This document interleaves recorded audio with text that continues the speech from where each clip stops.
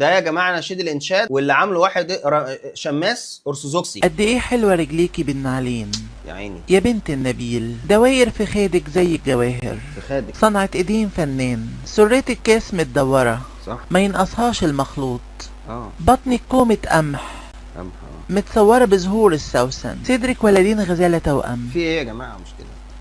شايفين يا جماعه بنشغل نشيد انشاد مثلا عشان تطلعوا تقولوا قيم المجتمع وازدراء اديان؟ فين احنا غلطنا يا جماعه؟ كلام بنسمعه كلام جميل، كلام جميل يا جماعه. عينيكي زي البرك في حشبون عند باب بث ربيم، مناخيرك زي برج لبنان اللي بيبص ناحية دمشق، راسك عليكي زي الكرمل وشعر راسك زي أرجوان، ملك مقصور بالخصل. قد ايه بقيتي حلوة. احنا بقى بنشغل الكلام ده؟ ما بنشغلش الكلام ده. اولا بعتذر يعني، بس الاخوات عارفين ان ده بالنسبه لهم كلام الله، ولازم نسمعه لهم ونعرفهم ان احنا هنا مش بنتكلم بشيء من دماغنا، واحنا بنتناقش في الايمان المسيحي بكل هدوء وبكل احترام. اللي قاعدين في البيت يعرفوا اللي احنا شغلناه ده الكتاب المقدس عند المسيحيين، بس بلغه شعبيه، هم اللي عاملينها مش احنا. خلاص، ده اللي احنا شغلناه ده الكتاب المقدس عند المسيحيين وعند اليهود برضو على فكره. ده بالنسبه لهم كلام الله. هل احنا بقى بنشغله في البث ولا هو اي حاجه خده معاذ؟ وبعدين ازدراء اديان فين؟ مش فاهم يعني. فين الازدراء اللي احنا عملناه؟ فين؟ انا نفسي الاقي حد يجي يقول لي فين حد مسيحي يقدر يطلع يقول لي فين الازدراء.